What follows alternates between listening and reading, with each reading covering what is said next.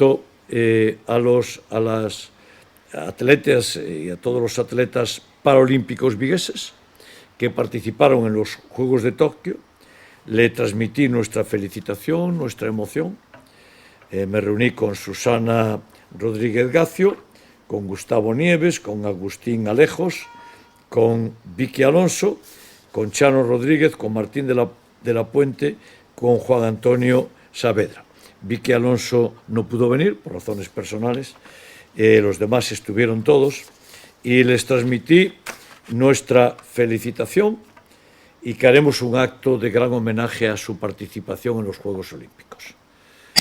La ciudad está orgullosísima de todos, desde Susana Rodríguez Gacio, medalla de oro olímpica, portada de la revista Time, portada de la revista del País. Está siendo una mujer con una presencia absolutamente destacada en toda la prensa mundial, por sus actitudes deportivas, por sus actitudes vitales, por su actitud humana y de enorme sensibilidad.